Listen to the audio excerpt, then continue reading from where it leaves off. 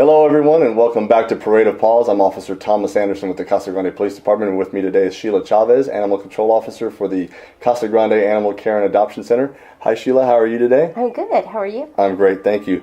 Hey, we really appreciate you having some time to watch us today, and we've got a few cats, a special pet for you to see, and then quite a few dogs.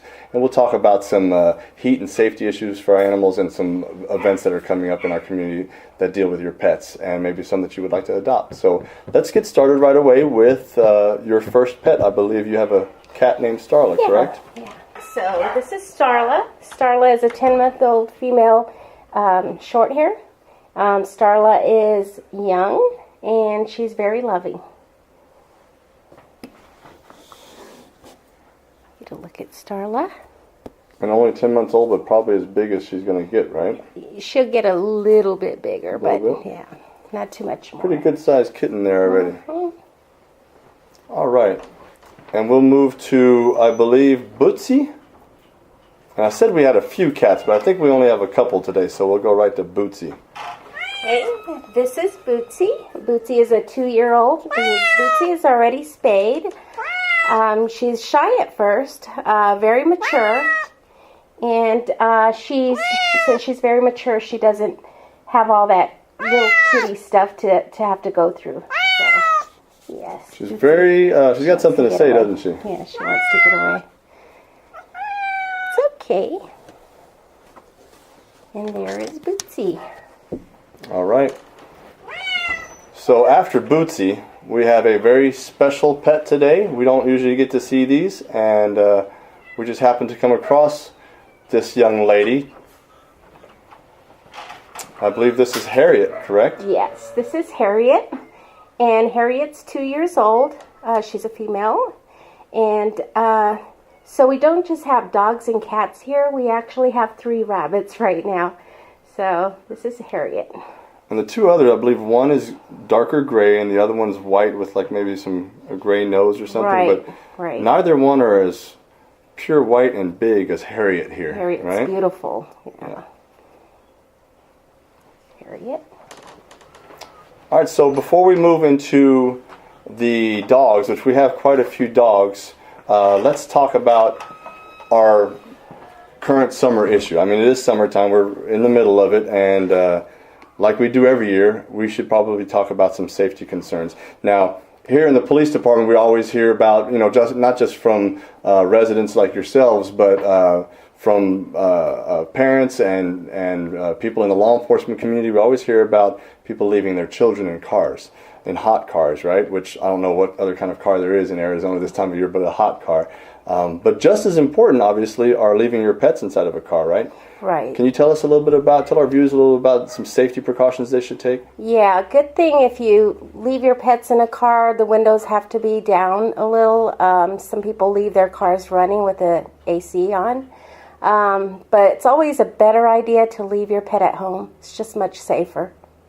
Absolutely. And so since we're talking about heat and heat-related illnesses for animals, same thing goes for at home, right? I mean, you see people that have their pets outside, whether they're in the backyard or on the side or front yard, and lots of times people build like a dog house, and they don't realize that it gets pretty hot in there, right? Yeah, we get a lot of calls for health and welfare checks. Animals need to have adequate water and shelter. Always a good idea in the summer here in Arizona to leave a pool with a little water for them to stay cool. Sometimes I see people that have metal bowls for water. This time of year, when it gets really hot, that's not a good idea, is it? Is it a better idea to have like a plastic bowl or a swimming pool and then water that you can change out frequently, right? Right. It's better to have something large, actually. And if you could dig a hole into your yard and set it down in, then we know that it's not going to get tipped over. So it keeps it cooler, as Officer Anderson mentioned. And so let me ask you one other thing. I'll kind of put you on the spot here a little, Sheila. As a police officer, it's easy for me to talk about the law and what's against the law and how people should follow the law.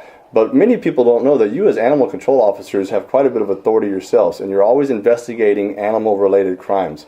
And I'm not asking you to get into the details of what the actual statutes are, but can you tell people the seriousness of doing things like not taking safety precautions with your animals outside, like if you're not giving them water, if you're not sheltering them properly, are there consequences?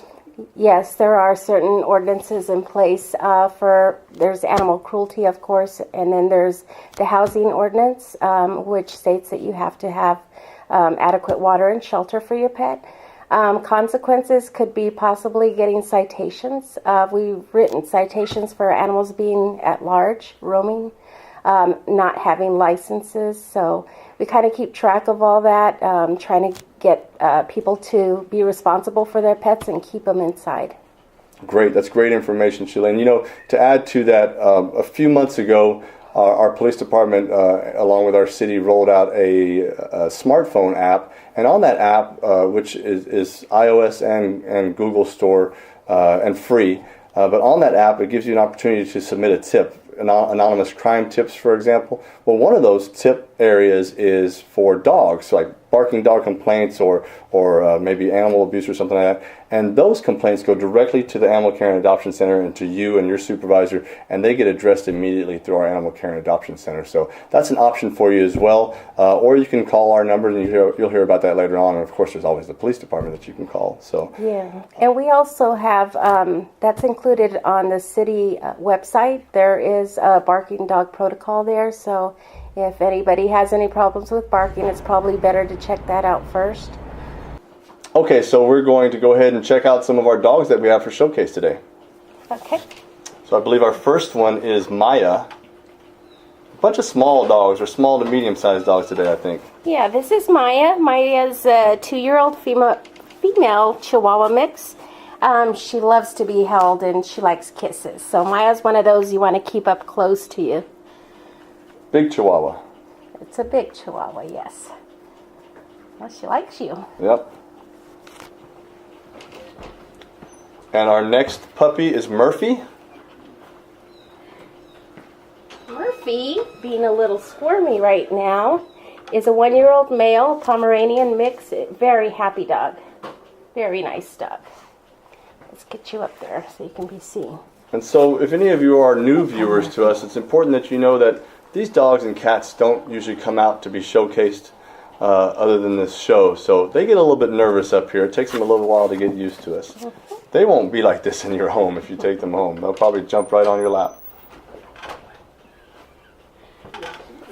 And so our next dog up is Caesar, and Caesar is not a puppy.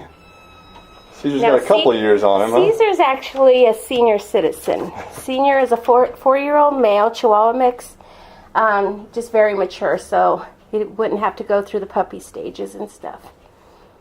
And when you say puppy stages, you're usually talking about the chewing on things, having to teach them how to be housebroken, as we say, yeah, and being familiar with being around other people and kids, right? Right, exactly. Very good. And there goes Caesar. So next up, I believe, is a young lady named Gabriella. Or as I like to call her, Gabby. Yep, this is Gabriella. Gabriella is a 2-year-old female with Chiweenie, and Gabriella is good with other dogs and children. Be nice to have in a good family.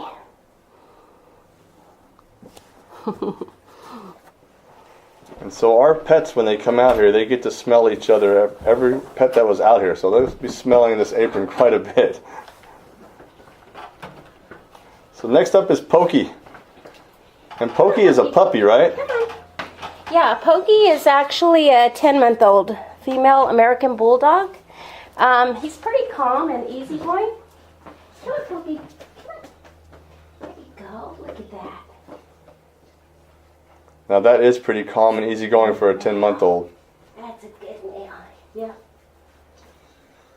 Definitely American Bulldog with that pink nose, right? Yeah, look at that. There you go. Oh, there you go. Look at that. Okay. And Pokey makes room for Nigel.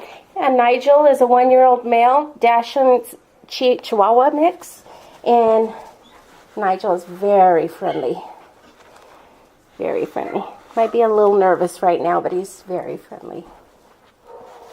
Something important for you folks at home to know is that if you choose to ever come up here and adopt one of our pets, there's a nice little leash that gets to go home with you, and they'll take care of all the adoption protocol and processes for you here, and you'll get to know more about that later on. But if you ever have a question about that, whether it's handled here or not, that's exactly what they do here for you. Okay, so here we have Astrid. Yeah, Astrid is a 1.5-year-old Chihuahua mix, super friendly. Very soft, too. Very soft.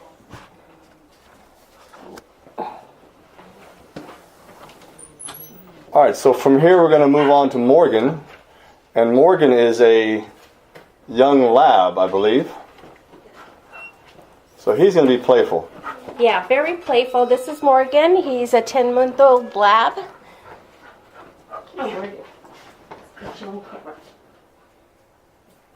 That's a good looking dog there, huh? Yeah. He's going to get a little bit bigger. Yep, a little bit bigger.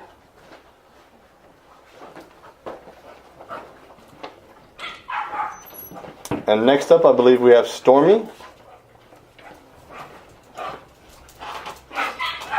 Okay, Stormy's a 3-year-old spayed American Staffordshire Terrier mix. And she's very obedient, mature.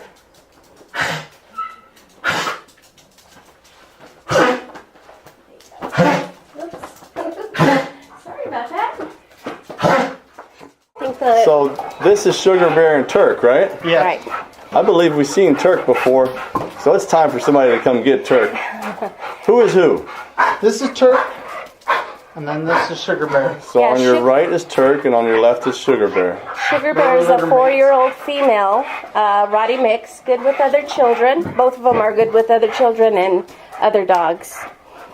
They have a guardian angel, so if you adopted both of them, you'd get a significantly lowered price. And Turk is 3 years old, male. Okay. Well. And you know what, Sheila? I think that's all of our animals for today. Quite an interesting group, right? Yes. Absolutely. So I think what we want to talk about now is any upcoming events for the Animal Care and Adoption Center. Okay, on July 16th, we do have a low-cost vaccination clinic.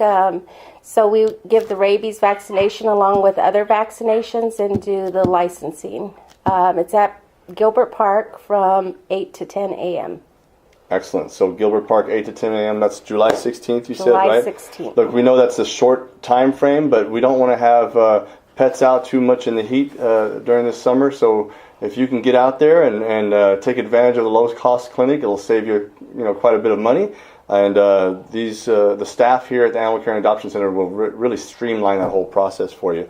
And it'll be a fun event for you. They'll probably have some good educational material out there for you as well, as far as protecting and raising your pets, right? Absolutely. So here are some ways that you can stay in touch with the pets that are up for adoption and with what's going on at the Animal Care and Adoption Center. Of course, there's azpetplates.org.